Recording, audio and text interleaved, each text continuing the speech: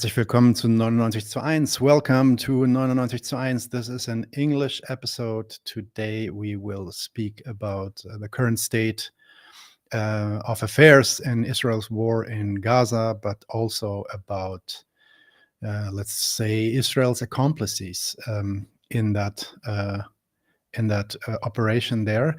And for that, we have someone here that I listen to frequently.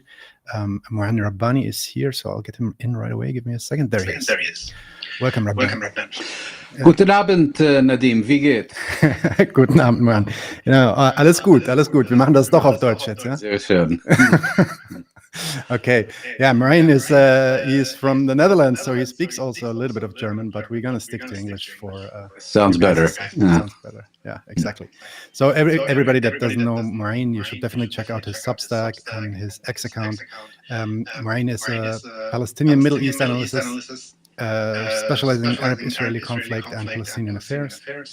He has worked with the UN, and he was a senior fellow at the Institute for Palestine Studies and is co-editor at Jadaliyya.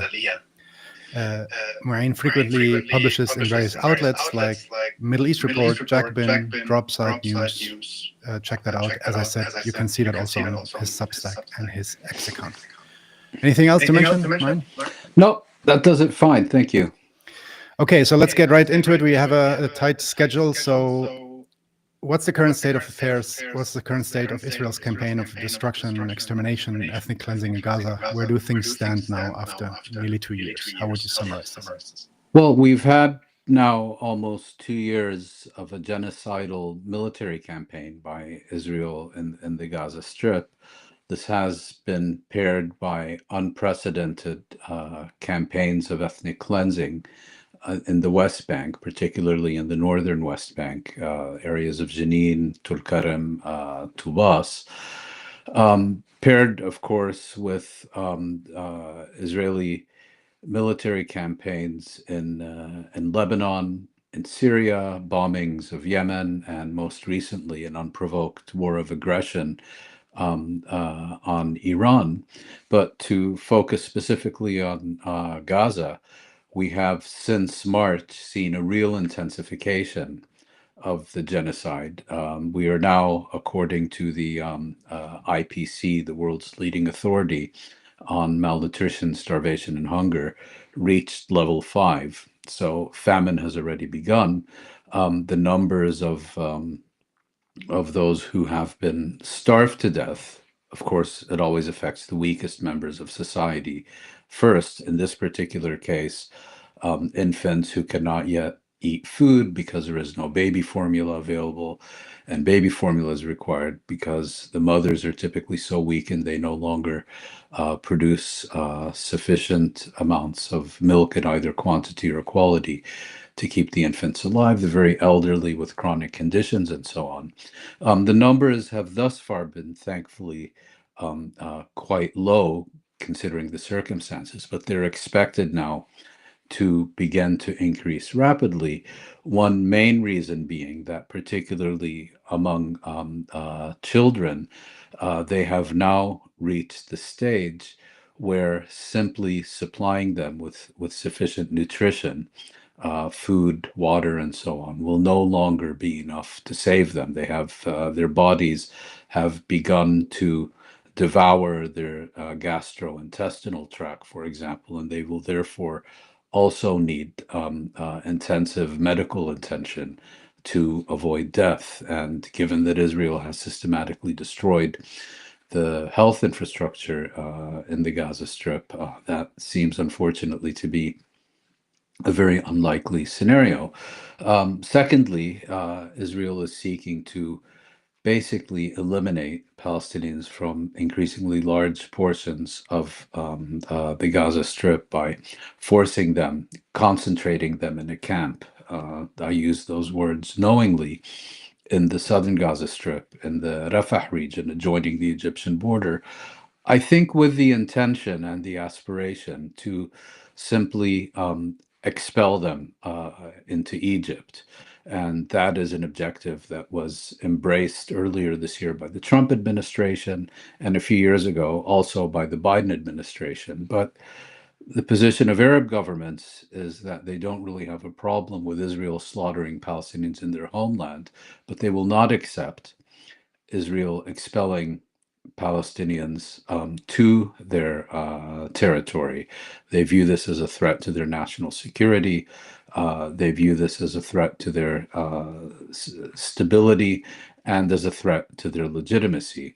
And I think Israel now is basically involved in a campaign to make the Gaza Strip unfit for human habitation, seeking to create conditions similar to what we had in Syria a decade ago, where on the one hand, you did not have, let's say, the planned expulsion of an entire population from Syria as a country or particular regions of it, but the conditions of life became so intolerable that you had growing numbers of Syrians on an individual or family or small group basis simply leaving in order to preserve their lives. The difference, of course, is that Syrians, once they left, at least in theory, had the security that when conditions in Syria changed, they could return to their country. Palestine is, of course, a very different situation where since 1948, Palestinians, once they migrate abroad, have no right, at least under Israeli laws and regulations, to return to their homeland. So now the famine is a big topic. There were now in the New York Times yesterday, I think they apologized for showing an image of one of. Sorry, I have a strong echo. I will do the following. I will mute it for a second while I speak. So they showed this image of this kid being completely emaciated, and New York Times had to kind of retract this or had to apologize because they're saying that this guy had some kind of serious illness. So as if this would make this in any kind of way better. But this famine topic is a topic since a while already, and a couple of weeks ago they started, or months ago actually now, it's already over a month, they started this so-called GHF, the Gaza Humanitarian Fund. Can you speak a little bit about that? What is that? What are they doing there? And most importantly, like, why are they doing it? Well, I would also like to first address this particular case that you mentioned. Israel has imposed a blockade, what it calls a closure, on the Gaza Strip since about 20 years ago. And that means that Israel fully controls anything and everything, goods, supplies, persons, who enter or exit the Gaza Strip. The exception, of course, being the tunnels that for a long time operated between the Sinai Peninsula and Egypt under the border with the Gaza Strip to the Gaza Strip. And these tunnels are, of course, best known for the military uses to which they have been put by Hamas. But for many years, they were also a primary source of consumer goods, foodstuffs, electronics, even at some points livestock and vehicles to enter the Gaza Strip. Now, what happened in October 2023, immediately after the Hamas attacks into southern Israel, is that Israel imposed a comprehensive siege on the Gaza Strip. It prevented the entry of any food, any water, any electricity, any fuel into the Gaza Strip, and then gradually began for particular periods to lift the siege in particular ways. So also no medicines, I should add. So goods would enter the Gaza Strip, but in much smaller quantities before the genocide began, at a time, of course, when the needs of the Palestinian population in the Gaza Strip had risen dramatically. That was the situation more or less until early this year. Then, on March 2nd of this year, Israel unilaterally repudiated the agreement it had reached with Hamas in January as a result of American pressure at the time, and imposed a comprehensive siege. Not a single loaf of bread or drop of water or fuel or even an aspirin or a volt of electricity entered the Gaza Strip. And then we began to see a situation where Israel would simply put out a brazen lie. it would, of course, gain traction in the Western press in Germany and England and the United States and so on. And then when it was finally exposed as a fraudulent lie, they would simply and shamelessly go on to the next one. So the first lie we were told to believe is that there isn't hunger in the Gaza Strip. There is no shortage of basic goods in the Gaza Strip. In other words, the fact that Israel was preventing the entry of anything into the Gaza Strip could not possibly mean that there were shortages of these goods in the Gaza Strip. When that was finally exposed, we began to hear the next lie, that the reason Palestinians in the Gaza Strip were not finding food was because Hamas was stealing it all from the United Nations. And often they would add that the United Nations was in fact giving the food directly to Hamas. And this has been kind of a major talking point among what I call the Hasbara Symphony Orchestra, the organized network of pro-Israeli propagandists in the media and social media and so on, until Israeli officials themselves began to tell major outlets like the New York Times that this was all a lie. I mean, they exposed this for reasons of their own that have to do with differences between the political and military leadership with Israel. But it was not even the result of investigative reporting. The senior Israeli officials basically went to the New York Times and told them, we've been lying. And only then, when Israel confirms that it's not true, and then we began to get the next story, the next shameless lie, which is that there is all these humanitarian supplies sitting on the border with the Gaza Strip. Israel desperately wants to feed the Palestinians, who it has been prohibiting from getting any of these goods. And the only reason that there is hunger in the Gaza Strip is because the UN is refusing to deliver these goods to the Palestinians in the Gaza Strip. The reason it was doing so, apparently, the United Nations wants there to be a famine for a very simple reason. It wants to make Israel look bad. We're actually supposed to believe this. And then that was exposed because it's obvious that the United Nations operates completely at the discretion of the Israelis, and the Israelis systematically prohibit it from using access roads, using trucks, delivering supplies, providing it with fuel, and so on. And then, of course, there's the overall excuse, which is, since when does a country at war with another one have to supply the enemy population with food? Well, in the aftermath of the Second World War, because of German practices during the Second World War, in 1949, the international community adopted a document known as the Fourth Geneva Conventions.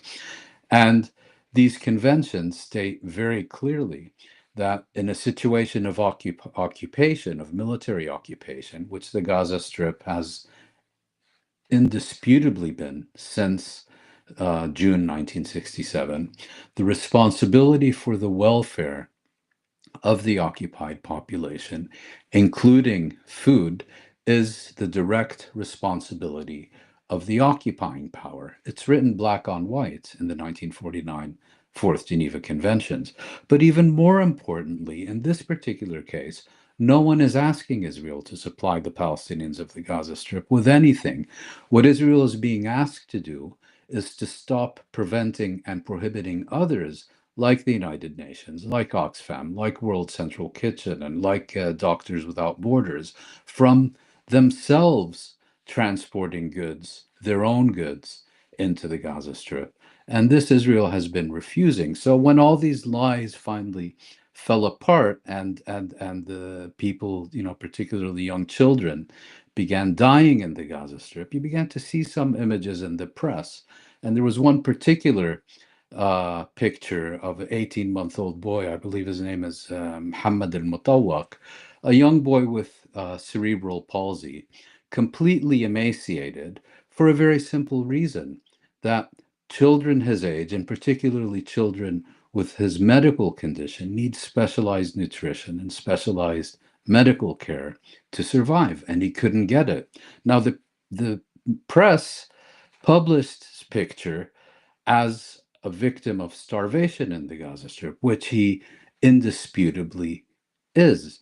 But then, some of Israel's flunkies discovered that this boy actually has cerebral palsy and made a huge issue out of this, as if the reason that he's skin and bones has nothing to do with Israel's policy of starvation, but his medical condition. Well, I would encourage everyone to get on the internet, go to your search engine, and type in picture of healthy 1-year-old or 2-year-old boy with cerebral palsy and compare that image with the image of this boy. I mean, what Israel's supporters have been doing really is the equivalent of claiming that Anne Frank died of typhoid and not Nazism. It's absolutely repulsive and disgusting, but that's where we are today.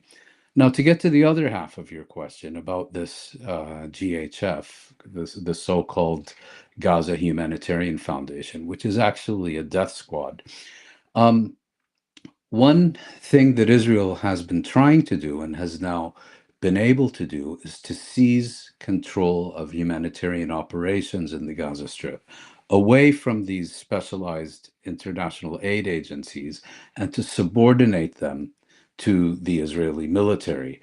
So what it did, it basically banned these organizations from operating in the Gaza Strip, banned them from bringing their own supplies into the Gaza Strip, and replaced them with this death squad known as GHF. What GHF did is it replaced the 400 aid distribution points that existed throughout the Gaza Strip with just three in the southern Gaza Strip and one in the center of the Gaza Strip. And in combination with the siege, what this means is that anyone who wants to eat will need to go, typically on foot, wherever you are in the Gaza Strip, to the center or south of the Gaza Strip, a dangerous journey of hours, provided that you have the physical strength and ability to even make it. And these distribution centers are designed to force the population to the southern Gaza Strip. In other words, do you want to die of hunger in the north, or do you want a chance to eat in the south? And once you're in the south, we'll keep you there until we can expel you. Now, on a daily basis, there have been killings and more often than not massacres at these GHF distribution sites, which are essentially death traps and have been compared to human abattoirs because they're not designed to provide aid.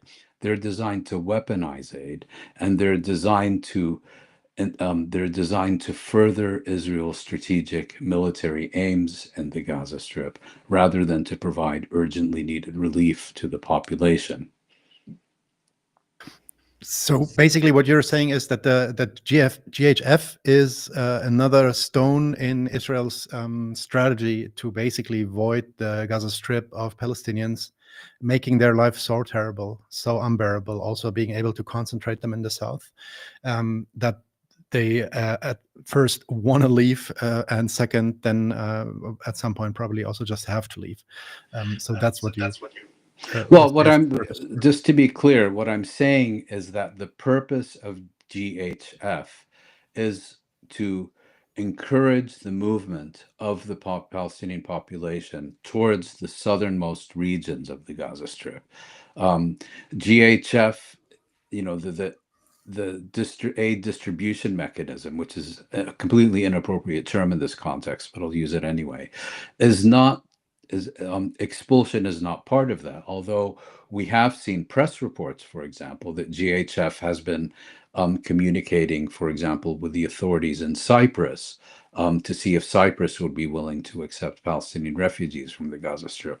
What the hell does this have to do with providing macaroni and lentils to starving Palestinians in the Gaza Strip? But it's an absolutely vile, genocidal death squad, and it's manned not by aid and development workers. It's not manned by people with experience in humanitarian crises and distribution of humanitarian supplies. Its staff are U.S. mercenaries, and they have, with their comrades in Israel's genocidal military, been directly involved in the murder of hundreds of Palestinian civilians since they began their operation. Okay, I want to come to the Western backers in a second, but maybe let's to wrap this up, this let's say this status report on what's happening there. Let's talk about the ongoing, since weeks actually, ongoing ceasefire negotiations. Where are we at there now? What is being negotiated? Who is not wanting what and agreeing to what? Maybe you can bring some clarity into this for us.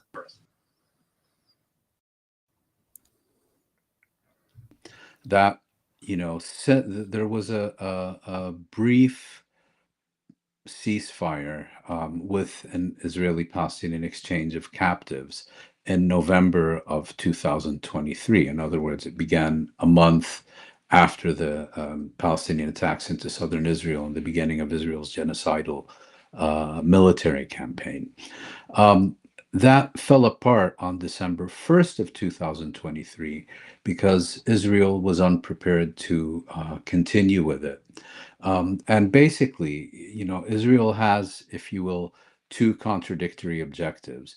It can either reach an agreement with Hamas for an exchange of captives, in the context of which it will retrieve its captives from the Gaza Strip, or it can continue with its genocidal military campaign. But it's really either one or the other.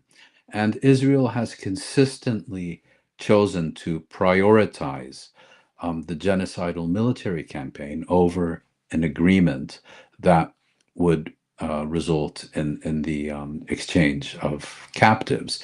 Now, in May of last year, 2024, the former US President, Joe Biden, proclaimed a proposal that, according to Biden, was, for all intents and purposes, drafted by none other than the Israeli Prime Minister, Netanyahu. And it was effectively designed to be rejected by Hamas.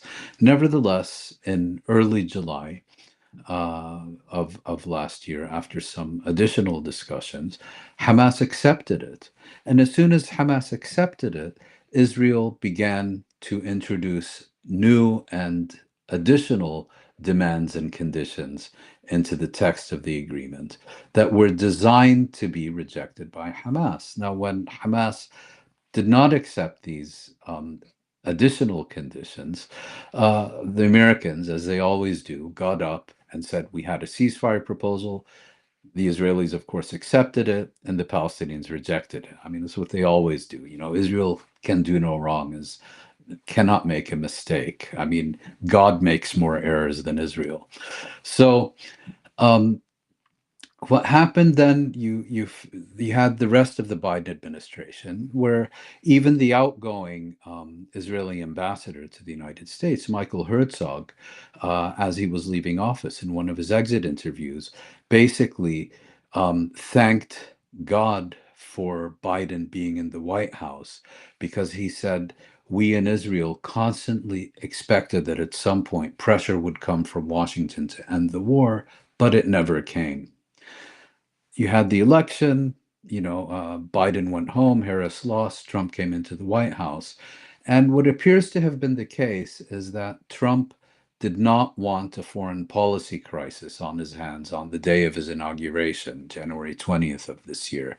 And more importantly, given that Jimmy Carter had recently died, and that Carter is very much remembered for the Iran hostage crisis of the late 1970s, he did not want a foreign policy crisis on his hands that included American hostages in the Middle East, because several of those in the Gaza Strip are dual U.S. Citizens. So he sent his envoy, who is, for all intents and purposes, his Secretary of State, Steve Witkoff, to Israel. And in the course of a single conversation with Netanyahu, he forced the Israelis to accept the proposal that they had been rejecting for over a year, essentially. Now, the question then always was, is this a serious initiative by the Americans to bring this genocide to an end? I'm not suggesting that opposition to genocide is a US policy, but do they want this crisis to end? Or is Trump merely concerned with looking good on the day of his his inauguration. And we quickly found out because the agreement consisted of 3 stages. In the first stage, there would be suspension of hostilities, a limited exchange of captives between Israel and the Palestinians, a limited Israeli withdrawal from parts of the Gaza Strip that it had occupied, and a surge in humanitarian supplies into the Gaza Strip. The second stage would conclude of a more durable ceasefire, further Israeli withdrawal outside of the Gaza Strip, and so on. And the agreement specified, the second stage laid out the objectives, but not the mechanisms for the implementation. And the agreement specified that so long as negotiations were continuing regarding the mechanisms for the implementation of the second stage, neither party would be permitted to renew hostilities, even if those negotiations had not successfully concluded by the end of the first stage. Now, what happened is that at the end of the first stage, or even before it ended, the Israelis persuaded the Americans to amend the agreement that the Israelis and Palestinians had already accepted, endorsed, and were in the process of implementing. And the Americans accepted this Israeli demand. And when they tried to impose it on the Palestinians, of course, rejected it. Saying, we already have an agreement. We're in the midst of implementing it. We don't accept to change it. So the Americans then authorized the Israelis to unilaterally renounce this agreement and repudiate it and return to their genocidal military campaign. So on the 2nd of March, the siege that we were earlier discussing began. And on the 18th of March, Israel commenced with military operations, killing something like 400 Palestinians in the first few hours. Discussions have been ongoing on and off since then, mediated primarily by Egypt and Qatar. And there appear to be 3 outstanding issues.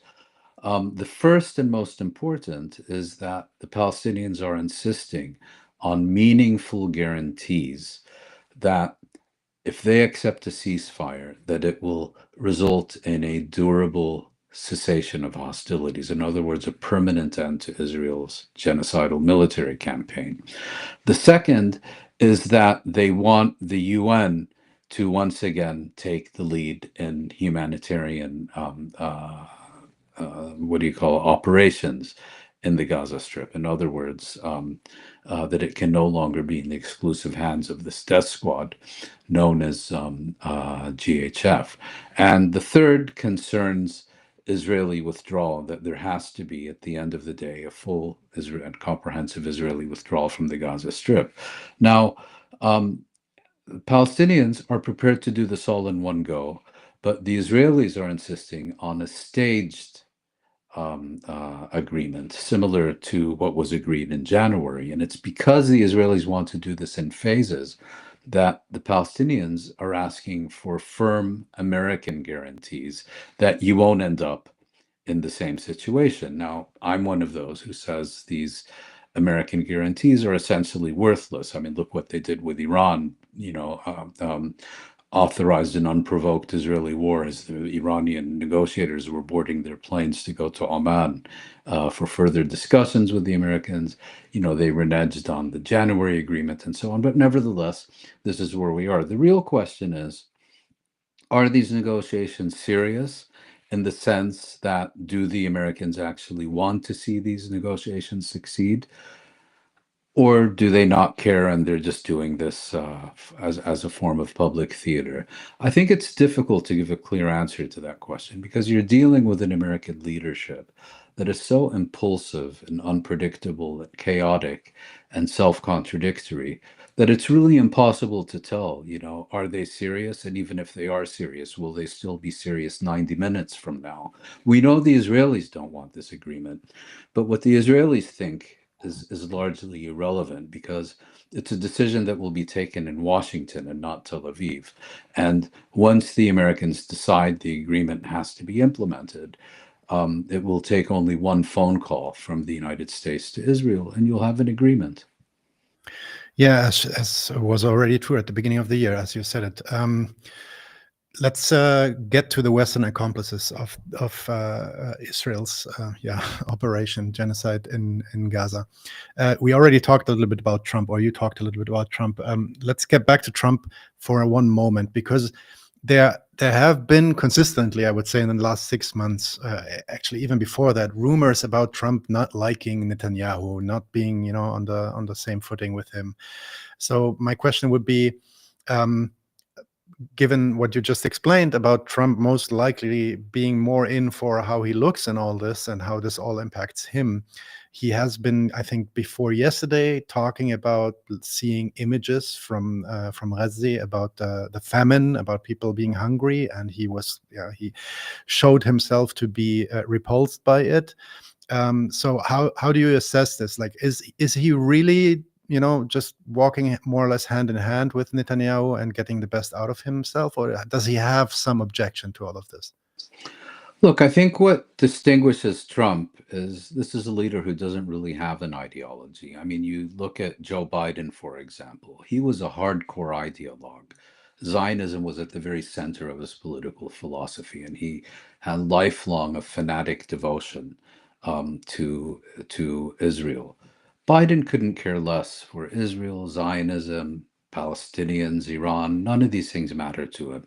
Um, the only thing that, sorry, Trump, I Trump, was of course. referring to. The only thing that matters to Trump is Trump and his family and his businesses and, of course, money. So, in a sense, under Trump, U.S. foreign policy is being auctioned off to the highest bidder. And as we saw earlier this year, the highest bidders are located in the Gulf Cooperation Council in the Gulf states. The way that the other issue with Trump is, on the one hand, as I noted, he doesn't really have any meaningful ideological principles. Yes, he's a xenophobe and a racist and all that, but I think those are issues that are more relevant for his domestic than for his foreign policy. Sure, he probably sees Israelis as kindred spirits and Arabs as these filthy foreigners and so on. But I don't think that's particularly politically relevant. And yes, he will never forgive Netanyahu for congratulating Joe Biden for winning the 2020 U.S. presidential elections. But at the end of the day, the other thing to understand about Trump is that um, it's not just what he thinks about this region across the ocean, but he also has he's the leader of a personality cult, the MAGA movement. And what has happened with this movement is that it has become more diverse since Trump's first term. So you have kind of the hardcore white supremacist types, but now you also have the non-interventionists or the anti-interventionists, along with the Christian Zionists and the neocons and all the rest of it. So Trump's policies are, to a certain extent, also a calibration between these different and often competing constituencies. I mean, you look at Trump's first term, and it was all hostility to Iran, including, the maximum pressure policy, the renunciation of the Iran nuclear agreement, the assassination of commander of the Quds Force of the Iranian Revolutionary Guard Corps, General Soleimani, and so on. This time, he actually started negotiating with Iran, and I don't think it was all a setup for a war. So, when you ask about Gaza or Palestine more generally, these are not policies that are guided by a particular attachment to a particular political principle or ideology or objective, the way they were, for example, with Biden. And they reflect, to a certain extent, the competing pressures on the White House from these different elements of the personality cult that is the MAGA movement. Now, at the same time, that means I can't really answer your question.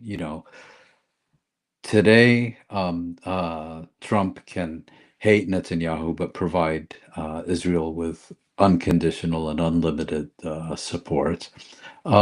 Tomorrow, he may decide, for reasons you and I will never know, that the borders immediately have to be opened for humanitarian aid to enter. I mean, we're dealing also with a leader who's very impulsive, who's very unpredictable, who specializes in self-contradiction. And you either can't trust a single word that comes out of his mouth, or you can trust them, but only in the full knowledge that 3 hours from now, he may completely reverse course. Yeah, it has been fascinating to watch how like big portions of this MAGA camp, especially like some of the more popular voices, Tucker Carlson, Marjorie Taylor Greene, I think is the other woman, like people that are, used to be behind Trump and basically leading parts of his MAGA movement, have now become like outspoken critics, both of him as well as the American policies in the Middle East and Israel, of course, in Gaza. So it will be interesting to see where this is going, because it seems to be a conflict between him and his base, right? Well, I wouldn't say that these are people who have turned against Trump. These are kind of part of his traditional right-wing base, who I think still see themselves as supporters of Trump.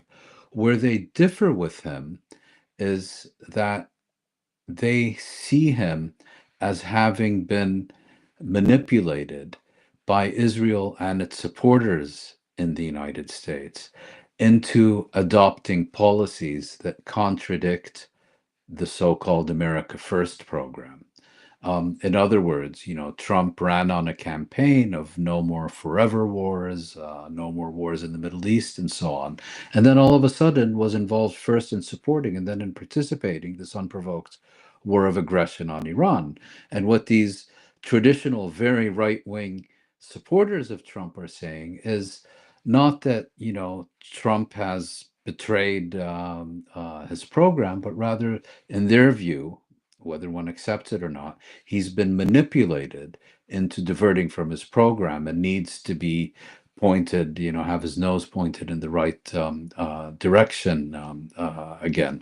And bear in mind, we're not talking about Palestinian solidarity activists.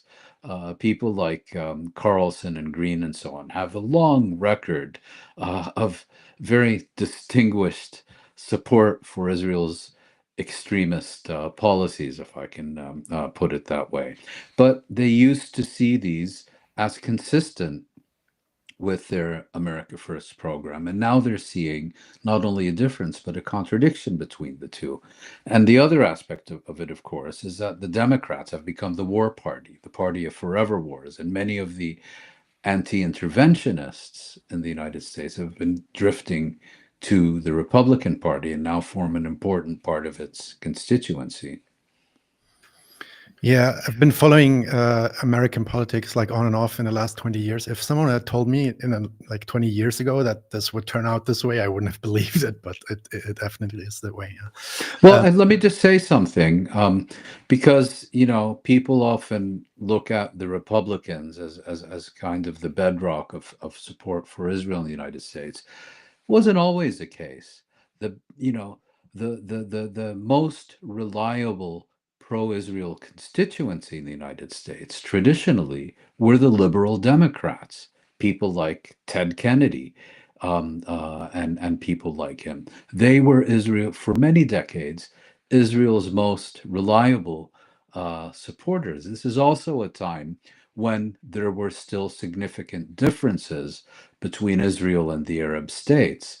And the Republicans were seen more as a party of big business, more aligned with what's called the oil lobby, and therefore more, not so much supporters of Palestinian rights, but were seen as more sensitive to the position of Arab states on this issue. All right, let's turn to the European Union. We've got like 20 more minutes, so let's see if we can rush through the last three questions. Because there has been quite some development in the last, I would say, even 7 days. Like it's really like 1 week where there was like one news after another. So I think the first one really was France and coming out with its recognition of the state of Palestine. So my question to you, as we've been also asked a lot, what does this mean? Why does France do this? What is their interest in this? Why are they pushing for the recognition of the state of Palestine? And what impact might that actually have? Well, as you may have noticed, there has been a seismic transformation of European public opinion towards the Middle East in recent years, and particularly in the last 2 years.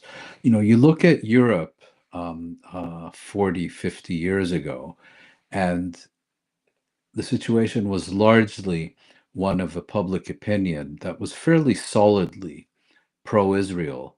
And then you had governments and what at the time was known, I think, as the European Economic Community or whatever, um, whose leaders were more sensitive, let's say, to potential threats to European interests in the Middle East, and were ahead of their publics, if you will. I mean, you look at the Venice Declaration, that was the first European recognition of the Palestinian right to self-determination. That was not the result of the pressure of public opinion on the European leaders. If anything, that was European leaders trying to drag their publics along. Today, we're in a completely different situation. Public opinion has shifted dramatically and irrevocably. Israel is increasingly a dirty word in Europe. Palestinian rights are taken as a given, while at the same time, European governments and leaders have become much more pro-Israeli than ever before. The far right in the Netherlands, for example, the far right basically has controlled the government for 2 years. Germany is, of course, a case apart. We can get into that later if you want. But there is this genuine pressure from public opinion upon their leaders and their collective leadership, the European Union, to do something to end business as usual. Now, I describe Israel as Europe's favorite child. It wasn't the United States that created Israel. It was European imperialism that created Israel. And I think for many European leaders, they consider Israel their greatest achievement. And Israel and its propaganda keep saying, we're not just wiping out the Palestinians for our own good.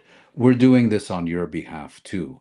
Now, you can dismiss that as propaganda, but then you look at what European leaders are saying. I mean, your own chancellor, Friedrich Merz, basically said Israel is doing our dirty work.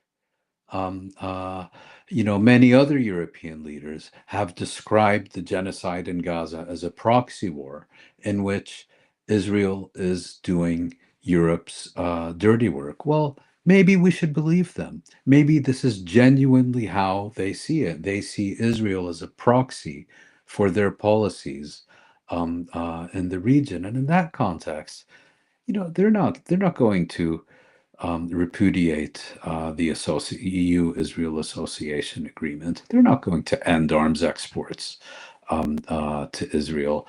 They're not going to force Netanyahu's plane down over French airspace when he's on his way to his next victory tour in Washington and hand him over to the International Criminal Court. None of these things are going to happen. I think anyone who thinks this is a serious prospect doesn't understand Europe properly. But there is growing pressure to actually do something. And that pressure is not just, because there is a growing number of Muslim voters in many European countries. It's public opinion as a whole. And in this context, it's much easier to do something symbolic, like recognize Palestinian statehood. I'm not saying it's meaningless, I'm saying it's symbolic. That's much easier than concrete measures like imposing an arms embargo, imposing a trade embargo. For God's sake, the occupation began in 1967. The International Court of Justice has already determined on multiple occasions that Israeli settlements are illegal, and now has additionally ruled that the entire occupation is illegal. And you can still legally import settlement products into the European market and sell them and make a huge amount of money doing so. I mean, what would happen to me if I tried to sell blood diamonds in Berlin? But that's where we are. That's where we're going to be for a very long time. But we now have the difference that the main pressure on governments is not coming from foreign states, it's coming from their own voters. And so change will be coming, but it will take time and a lot of work. So, I mean, this speaks to my next question speaks also to your explanation of this basically being some kind of virtue signaling, maybe some kind of performative action of showing to their own constituency that, yeah, okay, we also are not 100% content with what Israel is doing in Gaza. Yesterday, big news from the UK. Starmer's office is threatening, and this is the funny thing about it, it's not threatening with sanctions or with any kind of boycott, but it's threatening with the recognition of Palestine in September unless Israel ends its appalling situation in Gaza, end quote. So basically what you're saying is that these kind of moves are, like, would you call them like performances of some kind of opposition to Israel? I put it somewhat differently. The issue here also, I think we need to recognize that Israel has put its sponsors in an impossible situation.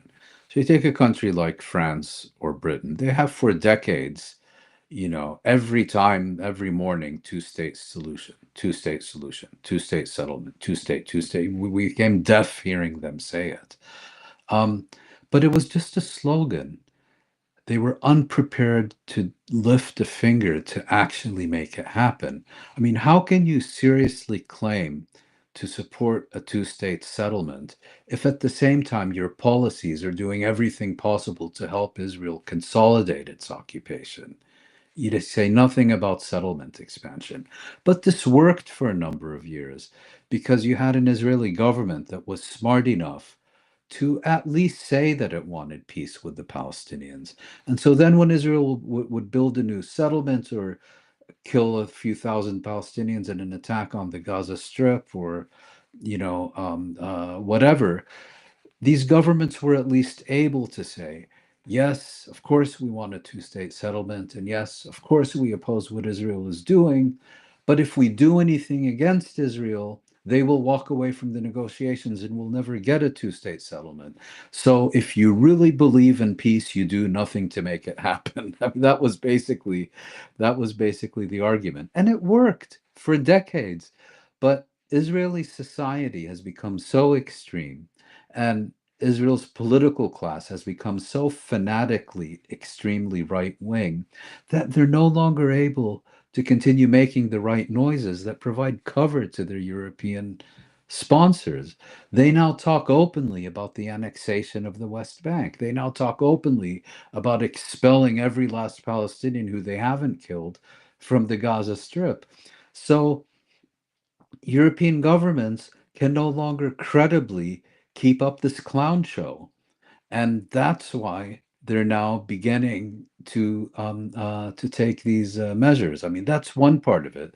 The second one, of course, is yes, this kind of performance art is a lot less painful for them than actually doing something concrete. Like we were discussing earlier, breaking diplomatic relations, arms embargo, trade embargo, and the kinds of things we saw with Rhodesia in the 70s and South Africa in the 80s. But you also, again, you have this growing public pressure on these governments to do something. And I think what's important to understand about recognition, I understand that it's easy to dismiss, but it does mean something when two members of the UN Security Council and G7 announce an intention to recognize Palestinian statehood, especially if they actually end up doing it. But what is even more important is for public opinion, I think, not to attack them for not doing more, but first to insist that they actually follow through on it. And secondly, to insist even harder that they make it meaningful by also taking concrete measures that end Israeli impunity and begin to hold it accountable for its criminal actions.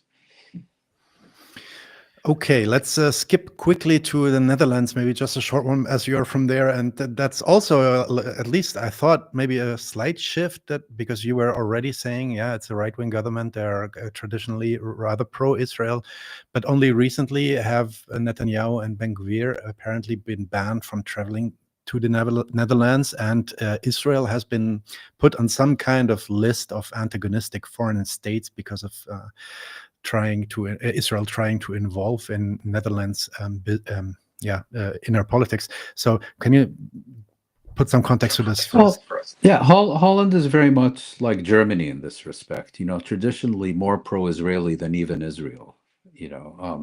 With public, that was, if anything, traditionally more pro-Israeli than its various governments. There too, it's shifted. I mean, today it's easier to sell sand in the Sahara than Israel and the Netherlands. That's how dramatically the situation has shifted. And the proof of this is that you now have the most right-wing radical government and power in the Netherlands since the German occupation of the 1940s that is adopting measures, whatever you may think of those measures, that were not even contemplated when we had center-right or center-left governments in previous decades. And I think there's a reason for this. Part of it has to do with the dramatic shift in public opinion. Part of it is that it's easier to do it when other European governments have already taken those measures. So it's not like you have to be a pioneer or anything. Part of it is, of course, that these are largely symbolic measures. I mean, for God's sake, is a genocide the responsibility of these two ministers or of the entire government and the entire state? So there's that. But I also think that there is some, let's say, electoral hanky-panky at play, because the Dutch coalition government recently collapsed, basically because its strongman pulled the plug on it, Geert Wilders, because he found it insufficiently xenophobic and extreme. And the other parties that remain in the government are also right-wing parties. They're all known for their very strong support of Israel. But now all of a sudden that he's left, they're taking these measures. And I think what they're doing is, they compete for the same voters, and there's going to be elections in October. And I think what they're trying, and because he is such a vulgar politician, any time he hears the word Israeli violation, he goes absolutely crazy. I mean, he's basically, far to the right of Israel's Likud party on these issues. And I believe what his former coalition partners are trying to do is to paint him as such an extreme Zionist who is so much more devoted to Israel than to his own country, which he claims he's trying to save from Islam or whatever, that his voters will be turned off by his unlimited devotion to a foreign state and will begin to think of voting for some of his former coalition partners. That's my speculative explanation of one factor in how we should understand recent developments in the Netherlands. Again, unprecedented, symbolically important, politically not meaningless, but unless paired with concrete and effective measures to end Israeli impunity, to impose consequences on Israel, and to begin to hold it accountable for its war crimes, crimes against humanity, crimes of aggression, and now genocide as well, it will change nothing on the ground. Right. And then last but not least, the beautiful country in which I am sitting, Germany. If we can speak of some tide turning in Europe, for sure that tide is somehow passing Germany. So there is not much happening in this regard, even though there are maybe some minor voices coming out in media. But I would say, like in terms of support for Israel, like a maniacal support nearly. There are few that parallel Germany's, at least ideologically and diplomatical support of Israel. So can you, maybe, I'm sure you also observed what's happening here in Germany in the last 2 years. How do you evaluate all this? Where is Germany in all of this? Crazy. It's like every time a Palestinian child's head explodes because of an Israeli munition, that Germany somehow becomes less guilty for its own campaign of extermination against the Jews of Europe during the Second World War. Trying to present that anti-Semitism is a problem that has been imported to Germany from the Middle East. Really? Really? This is what you're trying to tell yourself, and you actually think you can convince yourself that you didn't have a problem until Middle Easterners started coming into Germany after the Second World War. Have you never heard of the Second World War? Don't forget the Mufti. Yeah, of course. Exactly. Well, yeah, perfect example. Netanyahu basically said Hitler was not considering the Holocaust until the idea was put into his head by the Mufti. This, of course, is music to the ears of the right wingers in Germany. We didn't even know, until this man came from Palestine and told us what to do. Look, in the United States, you have a situation where you can get up in the middle of Times Square in New York City or anywhere else. You can criticize the United States, you can condemn the United States, you can even call for the destruction of the United States. And that's considered free expression. You say the same things, but not about the United States, but about Israel, and you're committing a criminal offense. And you can end up in the American Gulag in Louisiana, or be deported. This is McCarthyism on steroids. The kinds of measures we're seeing implemented now against universities and university students, we never saw anything comparable, even when it concerned wars that, unlike the Gaza genocide, the United States was the main military participant in it. In other words, during the Vietnam War, during the invasion of Iraq, there was nothing comparable. But on Israel's behalf, wow. And Germany is somewhat similar. I recently understood there's one Lander in Germany, I don't know if it's Bavaria or another one, where now, to qualify for citizenship, you have to formally endorse Israel's right to exist, not Germany's right to. Not you don't have to recognize the right to exist of the country where you're going to live, in the country where it's giving you citizenship, but of Israel. So imagine if you've coming from, Laos or Peru or whatever, and you don't even know what Israel is, and you don't care about any. No, you have to recognize Israel's right to exist, or you will not receive German citizenship. That's in Of 3 course. federal states by now, and It's 3. Which ones are more they? are considered. It's Thuringia for sure. I think Bavaria too. Yeah. The third one, I'm losing now, but more are Yeah. considering the same. Incredible. It's like Germans or Germany can somehow absolve itself of its crimes by participating in new ones. Not never again, but it's like, let's do it again. It's absolutely crazy. But you will know much better than I do. But my understanding is that public opinion in Germany has been shifting as well. So it'll be, interesting. But my main concern with Germany, look, I was a supporter of Brexit, not because I thought it was any good for Great Britain. I think it's been a disaster for Great Britain. But I always felt that London was basically acting like an American agent within the European Union, and was always preventing the European Union from adopting policies that were more in the European interest and was always seeking to frustrate any collective European effort to take a meaningful position on the Middle East. So from my point of view, good riddance. And since we've gotten rid of the British, it's quite clear that the primary obstacle in Europe is not this crazy Orban in Hungary. It is the German government. And that is something that I think needs to be seriously addressed. Yeah.